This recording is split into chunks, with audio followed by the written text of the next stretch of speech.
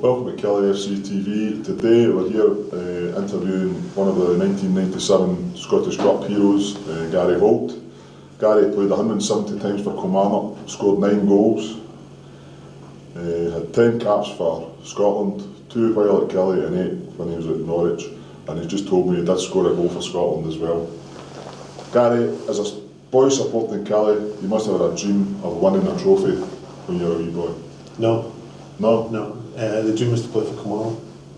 That was my dream, and that was something that growing up watching them as a little boy, and then watching the reserve games on a Monday night when I was at school.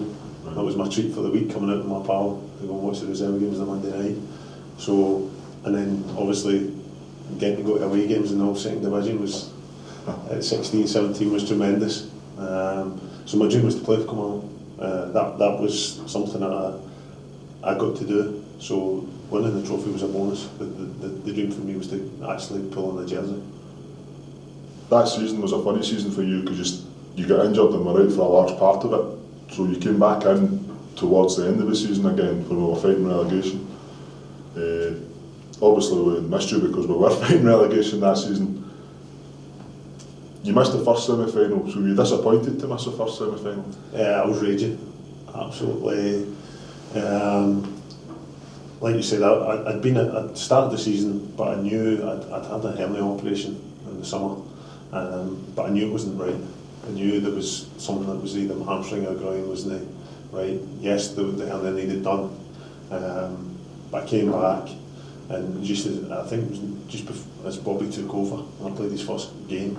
And I said to him it's not right, so then lo and behold I get a groin operation and then a hamstring operation all at the same time, so that left me out for a large spell out, which was frustrating. But to then get back in a few games before during the cup run in the league, played a couple of games, and then we go to Easter Road for the semi-final, and you're the odd man out of the squad, you don't make the bench and you're sitting with the fans, which was great because I was there, but I was raging. But we had a reserve game the very next day at Trood, and me and Billy Finlay were the two that missed out, and getting stripped for the semi-final, the first semi-final, and we had to play this game the next day at Trood, and to say we were angry was an understatement. I think Billy was a wee bit angry because he got sent off after 10 minutes. I think it was 10 minutes, a baking hot day at Trood. Somebody clapped him and he just lamped him, and I think that was just from frustration of the night before. 2-0 down at half time, and I managed to score 2 to win it back to 2 each. Got changed, didn't speak to Andy, got in my car, and lo and behold, Bobby had already been in my car and spoke to my fiancée, future wife, to tell her that I'd be alright, don't worry about me. Typical Bobby. The second semi-final was a lot of attrition, that game. Were you confident going into the semi-final that you would get through to the final?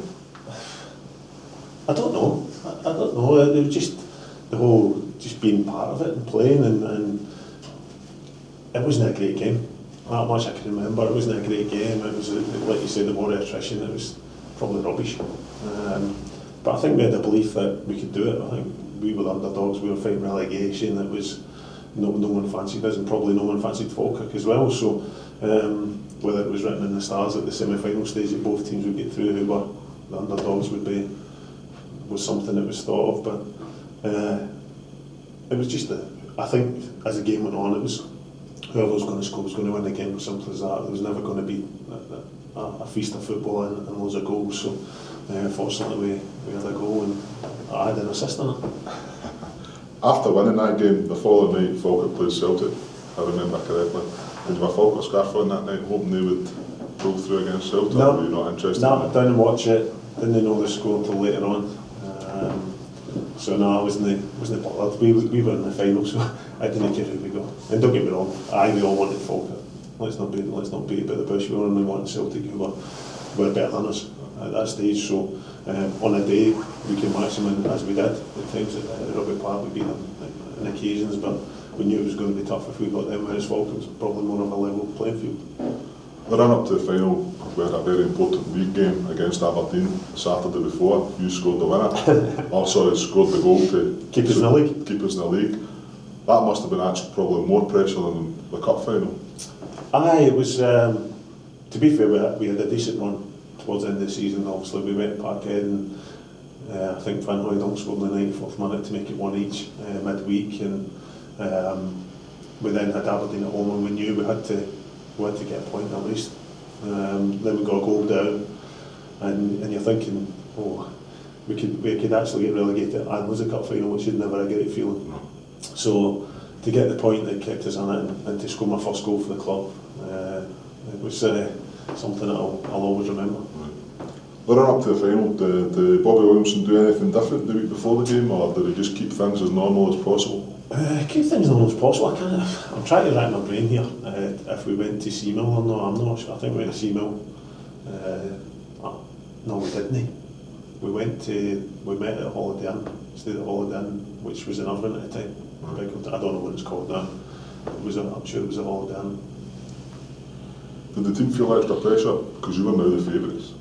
No, there was no extra pressure. It was more I think the release of the week before, right, of staying in the league, of getting that pressure out of the way, because that season was, as you said, the war attrition for the semi-final, the replay, but the whole season was.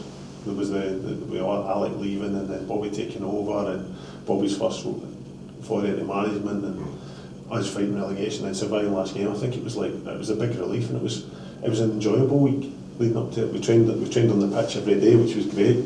And you knew you had a decent surface to train on because we weren't blessed with the best training facilities, which we never had. So to train on the pitch, there was a buzz about the place. There was smiles on people's faces. There was no tension. There was no bickering amongst each other. Was it strange seeing Alec Tottenham in the opposition dugout, having been the Kilmarnock manager at the start of the season? There was a lot of debate made about it and how it is perceived, but we never thought of that. I never anyway. I was a young boy still in terms of football. Hadn't made a load of appearances as such, and didn't really care who we were playing or who was managing the other team at the time. And did I feel for him at the end of the game? Yeah, I did. I felt for him because it was that's when it then hits home that you think he was part of our success as well. So you did feel then, but before it, no, not at all. Day of the game, or the morning of the game, how did you feel? Were you confident, nervous, excited, or all of these things? I don't get nerves. Don't get nerves at all. Never get nervous before games. Probably more stressed the fact that had everyone got their tickets, had I remembered everybody's tickets, and I remember actually leaving 4 tickets in the house and having to go back for them as I was driving down the Holiday Inn to meet the bus to go. So I had to go shoot back to the house to get them to go and go. So it was probably more make sure everybody was okay rather than myself. What was your actual biggest memory of the actual game itself? The fact I was unlucky not to score, because I had 2 absolute cracking shots that got blocked, one at a corner that got cleared out. Just the whole day, the stadium, the pitch was perfect, highlights was perfect, the fans were tremendous, just being the whole occasion. Don't get me wrong, when you win, you look back at things, it makes it a wee bit easier. I think if we'd lost, I'd probably hate the day. Possibly we wouldn't be sitting here. No. Did the game fly past? Some people say when you play these games it passes in a second, almost, or can you vividly remember it? I can vividly remember a lot of it, which is quite surreal because you forget a lot with the amount of games you play, but I remember loads of the game. I remember Kevin getting stitches in his eye, I remember Drago making a save for Kevin James from a header on the top corner. Jim should have scored when he's clean through, Bunyan's goal. There's loads that I remember. So it's one of those days that, as you said, when you win, you remember things. When you don't, I probably put it to bed. Linesman's flag for offside? Oh, definitely offside. Did you realise that it could be your day? I didn't feel that, like you said, going into the game, were we overconfident, were we the favourites? No, I think we thought we were on a level playing field and we got a good chances for it to win the game. Did I believe we had better players than them? Yes, I did. And that belief in our players and the players that we got to create and score goals was proved right. Final whistle, what was your overriding feeling? Can I swear? No, it was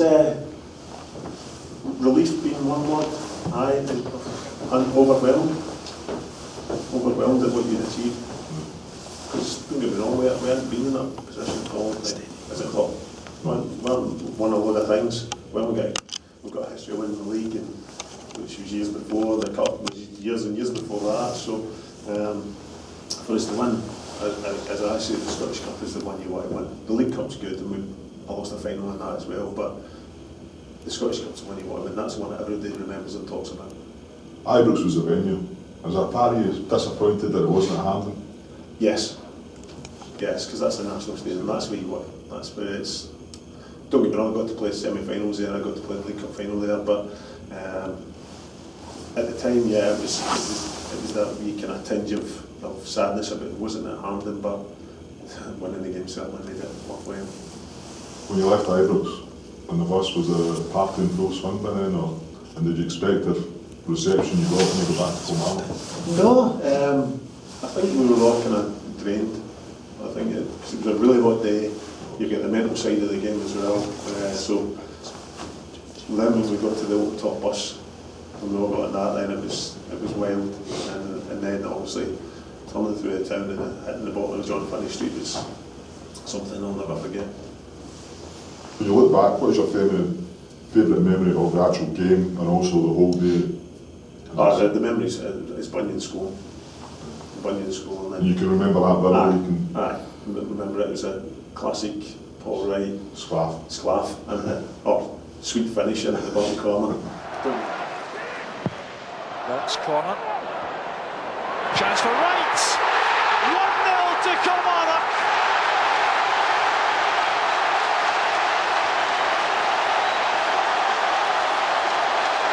Jubilation in one half of the stadium and in the Kilmarnock dugout. Bunny was tremendous for us because he could score a ball day from 20 yards and he could score the Sclaffy ones inside the 6-yard box. So the goal was tremendous and something I'll never forget. Finally, has that team ever got back together since '97? Not the whole team. No. There's been occasions when we'll be together as 3s and 4s, 5s, whatever, different occasions, but never. Don't think I've never seen Dragon. But to be fair, Dragon was a weird kettle of fish anyway, so couldn't speak English apart from when it was a bit of money. And then his English was fine. So no, you get to pass in circles and that, but we've never all sat as a group.